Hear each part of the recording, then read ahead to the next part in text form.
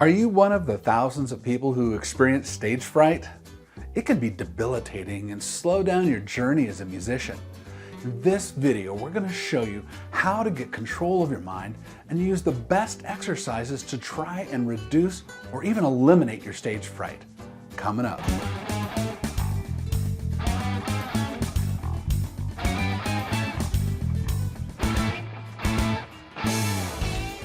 Welcome to the channel. On this channel, we try to help developing musicians get better and learn to be great members of the better band. At the end of this video, I would love to hear what you think about today's video. Stage fright is a real condition that happens to people when they get on stage. Many times it is the first time getting in front of a crowd, but it really can happen about any time in someone's career. It's that feeling that you start to breathe fast and you get nervous, and it can include things like being nauseous or even your vision can get blurry. But it really depends on each person. But whatever the conditions that a person feels, they are a distraction and can be debilitating. Truly, it is terrifying. And it gets in the way of you being able to do what you want to do. You want to go out there and rock out, right? But often, stage fright will come on and we don't even know what is happening. It's just that it does happen. Well, the path to dealing with stage fright starts with figuring out why it happens and then applying the right methods to help you get past it. Typically, most people are feeling some level of self-doubt. It might be that you're unfamiliar with being on stage. If you've never been on a stage, it can be daunting. This could be because you've imagined something in your mind which is very different from what the stage is actually like. We've watched many other people on stage, and then we start to question whether we're at the same level as these stars that we've watched on TV. Here's the thing. The first time you're on stage, it will likely not be a big stage or some big event. My first time playing out as a band was a little tiny room in the back of a restaurant. There wasn't even a stage. We were set up in the corner. There wasn't any lights. And for years after that, many of the stages that I was on were mostly pretty small. The point is that the stakes were low for these first performances, and they'll likely be pretty low for you when you get started. But regardless, we often feel some level of doubt about the upcoming event. I'm not good enough. I don't know what is going to happen. People won't like me. They will think that I look dumb. The crowd is scary. Our mind is full of thoughts that doubt our ability to get in front of a crowd. And then we start to run those thoughts over and over in our head. Then we begin to spiral into really bad nerves. Another reason we have stage fright is that we create this internal buildup to the event. We get really, really wound up. Something is going to happen in the future, and we've said to ourselves, man, the stakes are high. For example, you have to give a presentation at school that will be maybe half your grade, or that your gig will have an agent in the audience that might determine if you're going to get better gigs. Or maybe you're auditioning for a band that in your mind is really great and you really, really want it. Yeah, we build up this event because either we have been told that the upcoming event is a really big deal, or we've told ourselves that this is a significant event. So it's like, Todd, we have this gig coming up and we're playing at the Hotsy Totsy room. And this is this famous room that so many famous people have played there before. And it's our big shot at breaking through into the bigger scene, Todd. Wow, really? It is? It's gonna be all that? Well, I'm not ready for that. I've never done anything like that before. I'm nervous about that. I don't know if I can do that. Does this sound familiar? Do I sound a little bit like the voices in your head? I bet I do, because those were and are the voices in my head at times. And they're common to all of us. We all have nerves at times. Did you know that? We all have those kinds of feelings about all kinds of events in our life. This is how our brain is wired. It's wired for survival. And when faced with an unfamiliar or a threat, our brain's default is to be cautious and scared, and if necessary, be ready to flee. But remember, we all feel that at times, but honestly, it's a lie our brain is telling us. So what can we do about it? We can begin by trying to understand what's going on about ourselves. We need to ask ourselves a few questions. Why am I afraid? Failure? What part of this event bothers me the most? Am I afraid of being hated? Or maybe not being good enough? Again, As soon as we start to ask these questions, we start to uncover the main problem. And I would argue that there is nothing about your upcoming event that you can't face. Nothing. I mean, what's the worst that could happen? Really, what? Come on, in 2020, we don't get dragged off stage. People don't throw things at us. The movies that we've seen of this happening well, they're like from another time, and they've been fictionalized, or back when that was acceptable. It isn't in 2020. Really, at worst, they won't like the band and maybe they don't come back again. And that is something that you can fix. That's what this channel's about. But you are under no chance of physical harm. And honest to God, you are more capable of doing this than your survival brain is telling you. There's an old saying that says, fake it till you make it.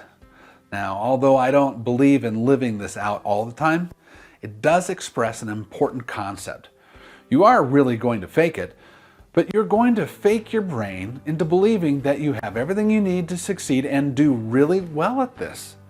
So once you go out and do this, you're no longer going to be faking it, you will be succeeding at it. So how do we get over stage fright? Let's talk about some of the tools you can use to get over it. Use the reward of the upcoming event as the motivation to do it. Most people see an upcoming event as something great, whether it be an audition for something cool, a gig, or maybe playing a possible job. In your mind is usually something like, whoa, look at this job coming up to play. It looks awesome. I would really like to do that. No, I really want to do that. I believe I can do that. It is this great event that has driven you to try to do that which you're afraid of. So keep it as this special event it is, and imagine the payoff of getting the job or the reward of playing on that stage. What a great thing. What a great feeling that will be. How much fun is it going to be for you and your friends to finally play in this space that you've dreamed about for years? Being a musician is special, and you've decided to do this. Always keep it special in your mind. This is important as you move forward because you need to remind yourself why you want to do this thing that scares you. It's going to be worth it. So tell yourself that. Now, when I was in college, I saw a poster on the wall for an upcoming audition that was for the Disney All-American College Marching Band, sort of like a big band, jazz big band on foot. They were hiring 2 bands, one for California and one for Florida. And I knew the minute I saw this that I wanted to do it, and I wanted it bad. I finally had something that I was compelled to go after no matter what. Next, let's take the time to get ready. We look at one of the biggest reasons stage fright occurs. It is that we don't feel ready or prepared. Now, we all have had that feeling that there are parts of certain songs that we just don't have under our fingers. We just don't have the songs memorized quite enough for my comfort. So what do? Well, you're going to be prepared. If you know the event is coming up, practice your butt off. Take more time than you normally do to really be ready. That's the start of this. You need to prepare to the point where you can tell yourself that, hey, I know these songs backwards. I could play them in my sleep. Now, I mean, really play the heck out of these songs. So much so that there can be no reason that you can get nervous about knowing the songs. You eliminate that self-doubt. Now, when I began to get ready for the Disney audition, I changed my practice routine. I started at 6 o'clock every morning for 5 months. I had read that audition requirements and I practiced each piece so that I was going to be perfect. I was a maniac in my preparation. The next item is reframing the upcoming event. What do I mean by this? Reframing the event is the process of breaking down the upcoming event in our mind and restating it so that the best possible outcome happens when we think about it. You want to do this, right? You've been thinking about doing this gig for a long time. So begin to talk to yourself about it. I mean, start with, this will be fun. I've always wanted to do this. This venue that we're going to go to, it's a great venue. I know I can do this job. You are essentially adding the right dialogue into your head. Yeah, things like, I'm going to just go out there and I'm going to blow them away. I am going to be awesome at this audition. I'm going to do great at this one. In the Disney audition, I told myself that I have this. This gig is mine. I have everything they need for this job and I'm going to show them. Then you're going to make it your daily mantra. This dialogue you've started to create will become your daily mantra or a statement that you make to yourself that you repeat until the event comes. The purpose of this is to keep reminding yourself that you have everything you need to be successful at this, and not to let your survival brain tell you a different story. Now, it is imperative that you begin to tell yourself a new story over and over again and make it your reality as you move forward. Becoming a good performer and someone who is comfortable on stage begins with living in the future of what we want today. This is a very important idea so that you can begin to remove all self-doubt from your future plans. This is one of the keys to removing nervousness. Okay, while I'm repeating this, I get physical. I mean, I go out and I take a vigorous walk. I might just pace around the room and like swinging my arms and like pumping myself up. Now, I know this sounds ridiculous and a little bit out of control, but it isn't. Studies have shown that when you change your physiology, it changes how your brain feels about whatever you're thinking about. Now, in getting your body involved, you are literally changing your capability of tackling an event. This is a super important idea that can help you when you're feeling down or you're needing to get something taken care of. So get physical while delivering the mantra. It starts with movement. It can be stretching, walking fast, shouting out in an empty room. You need to say your mantra with conviction. I can do this. Next, you want to address your fears with the new way you want to feel about it. You're going to keep the right thoughts going through your head and feel the joy you will feel when you get up there and do this thing. Performing is really, really fun. You've practiced so hard, haven't you? So visualize in your head the perfect scenario of how it'll be when you do your performance. So when you come up to the day of the performance, you will need to be prepared for that day.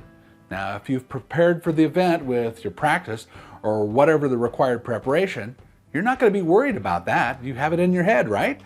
You have the mantra that'll reinforce why you're doing this, and also it helps you to feel confident about your abilities. So start the day with the mantra. You're likely to start feeling nerves, so here are a couple things that you can do. Now get into the place where you're going to perform and visualize how it'll go. Walk around a little bit. If you can get comfortable in the space that you're going to be, that's a good thing. Now, this doesn't always happen, but you might just luck out in being able to get into the room. If you're on a stage, go to where you stand, move around like you normally would. If you can't do that, create a new dialogue in your mind. It doesn't matter where I'm performing. I'm going to go out there, I'm going to knock them out. I'm just going to do, this room means nothing to me. I'm going to nail this audition. Then just before the audition or the performance, find a quiet hallway or room to do your mantra. Repeat it a few times. Then quiet your mind. You're going to close your eyes. You're going to breathe a very deep breath. You're going to breathe in for 3 and out for 10. You're going to do this 10 times. And I want you just to do that. Do the full 10 times.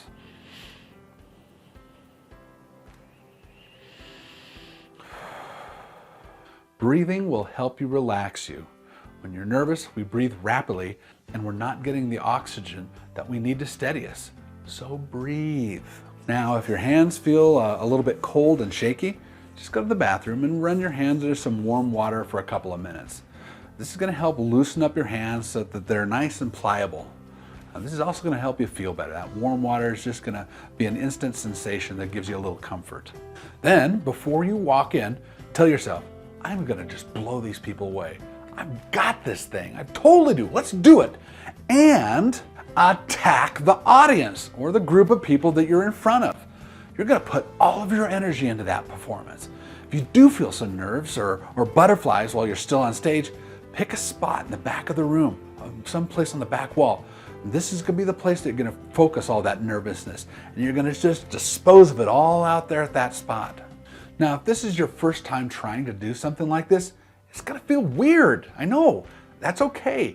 I find that being on offense rather than defense helps me feel much more in control of the situation.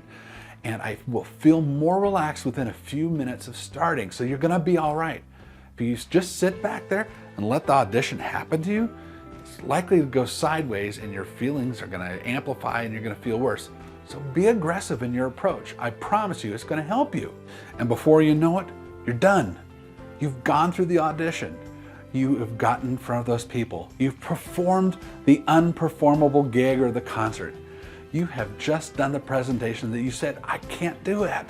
And now all that prep work that you've done, the talking yourself up, the fake it till you make it, you're now the real deal. If you follow these steps somewhat maniacally, you will feel better, more confident, and more like your real self when you do get on stage. I promise you. Now, I mentioned earlier that I had this goal of auditioning at Disney. I did everything I'm mentioning in this video in that audition, and I won that audition. And I spent the summer in Orlando playing with a bunch of the most unbelievable musicians. And I had an audition that was unstoppable. And I played in front of 80,000 people on July 4th on the steps of the castle. And I didn't feel any nerves at all. If you feel nervous or afraid that you may have all the tools that make you a good player, you've also taken the time to seek out information about how to get over stage fright. So you got this. I really hope that this can help you move down the path to a more confident performer, that you can get out there and not feel anxious. I appreciate you taking the time to watch this video today. Now, if you're new to the channel, please hit the like button and subscribe so that you can get more videos that can help you as a developing performer. Finally, I'm going to ask you what tools you're going to use to help you with your stage fright. Changing your physiology, using the mantra? Put those comments down below because I'd love to know what you think you might try to do. Thanks again for being here, and we'll see you next time.